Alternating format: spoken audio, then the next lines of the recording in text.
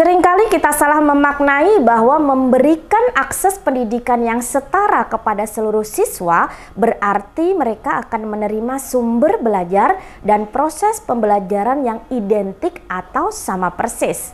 Persepsi ini kurang tepat. Setiap siswa memerlukan akses belajar yang setara dan seimbang, disesuaikan dengan kebutuhan mereka.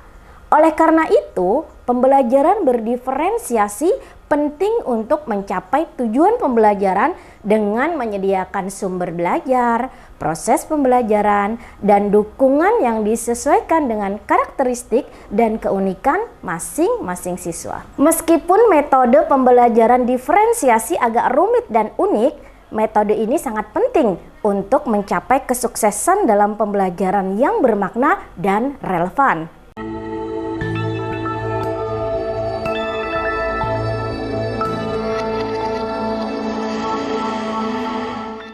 Meski pada awalnya memang agak canggung saat mencoba metode atau model pembelajaran baru, namun tetap harus dicoba untuk melihat hasil yang luar biasa. Pada video kali ini, guru akan membagikan bagaimana proses pembelajaran berdiferensiasi pada mata pelajaran matematika tentang trigonometri kelas 10 SMA Negeri 1 Mataraman, Kabupaten Banjar, Kalimantan Selatan. Materi prasyarat trigonometri ini sudah diberikan di jenjang SMP. Namun acap kali muncul pertanyaan dari siswa, untuk apa kita mempelajari materi ini? Nah, dalam video ini guru akan mengajak siswa mempraktekkan secara langsung penerapan dari trigonometri, yakni mengukur tinggi suatu objek dengan menggunakan klinometer sederhana yang mereka buat sendiri. Pembelajaran ini memanfaatkan kuisis, LKPD, sumber belajar terbuka, serta alat dan bahan untuk praktek. Sebelum memulai kelas, guru melakukan persiapan dengan mengamati hasil survei gaya belajar siswa yang datanya guru peroleh dari guru bimbingan konseling. Langkah ini penting untuk menyiapkan materi pengajaran yang akan disampaikan kepada siswa.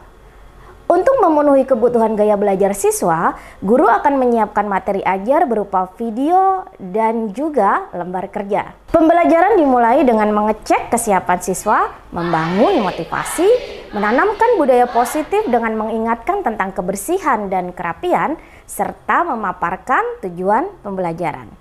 Di awal proses pembelajaran, guru melakukan asesmen pemahaman awal pembelajaran untuk memetakan apakah siswa sudah memenuhi kompetensi prasyarat dari materi yang akan dipelajari dengan menggunakan aplikasi kuisis. Dari hasil pemetaan tersebut, kita bagi berdasarkan 3 kategori, yakni paham utuh, paham sebagian, dan tidak paham. Inilah yang menjadi dasar dalam pembentukan kelompok. Pertanyaan pemantik guru ajukan dengan memancing daya nalar mereka tentang bagaimana cara mengukur tinggi sutet? Mengapa guru mengambil contoh sutet? Karena tidak jauh dari wilayah sekolah merupakan lintasan jalur sutet atau sistem saluran udara tegangan ekstra tinggi. Dari pertanyaan pemantik tersebut, muncullah jawaban-jawaban dengan menaksir tingginya, mengukur secara manual, dengan meteran, dan ada juga yang menjawab dengan menggunakan perbandingan sin, kos, dan tangan. Pembelajaran berdiferensiasi metik klina, mengukur tinggi objek dengan klinometer sederhana. Begini prosesnya. Untuk memberikan pengalaman yang bermakna mengenai mengukur tinggi suatu objek dengan menerapkan konsep trigonometri, selanjutnya siswa bekerja dalam kelompok dengan panduan lembar kerja. Guru membebaskan siswa mencari tempat ternyaman untuk berdiskusi di dalam maupun di luar lingkungan kelas selama masih terpantau oleh guru. Di sini guru membuat kelompok secara heterogen berdasarkan kategori pemahaman dan gaya belajar siswa. Pada LKPD, guru menyematkan materi dalam bentuk barcode yang ketika di-scan akan terhubung dengan video pembelajaran tentang cara membuat klinometer sederhana dan mengaplikasikannya untuk mengukur tinggi suatu benda. Heterogenitas ini memunculkan tutor sebaya yang saling memberi pemahaman terhadap apa yang dibaca dan dilihat, serta langsung mempraktekannya. Siswa dengan gaya belajar visual akan belajar dengan mengamati video pembelajaran melalui YouTube. Siswa auditori ikut menyimak video tersebut, dan siswa kinestetik akan bertindak lebih aktif dalam menyelesaikan tagihan pada LKPD, yakni membuat klinometer sederhana. Dilanjutkan dengan praktek melakukan pengukuran tinggi suatu benda yang ada di lingkungan sekolah.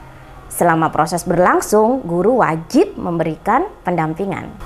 Pada tahap selanjutnya, setiap kelompok akan mempresentasikan hasil diskusi dan praktek mereka. Presentasi boleh dilakukan dengan berbagai pilihan.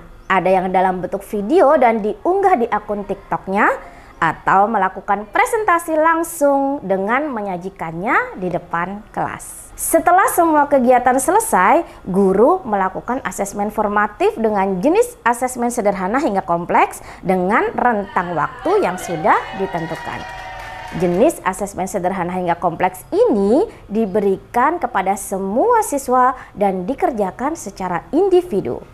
Soal diberikan dengan platform Quizizz. Pada kegiatan penutup, siswa bersama guru membuat kesimpulan dan melakukan refleksi model 4F, yakni menanyakan ke siswa mengenai 4 hal: fact, feeling, finding, and future.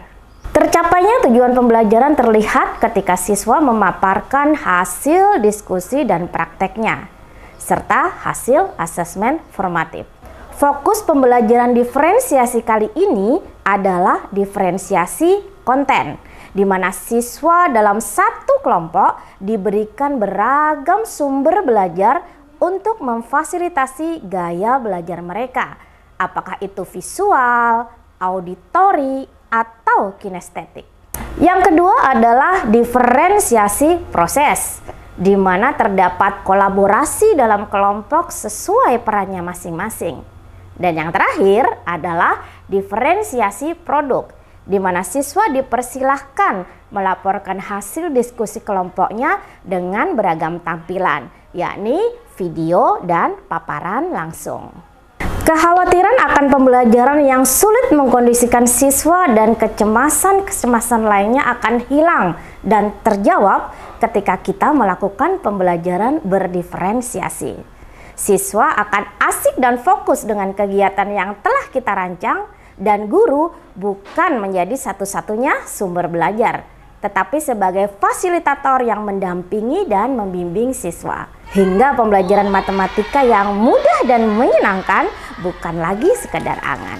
Demikian praktek baik yang saya lakukan di SMA Negeri 1 Matraman, Kabupaten Banjar, Kalimantan Selatan. Terima kasih dan semoga bermanfaat.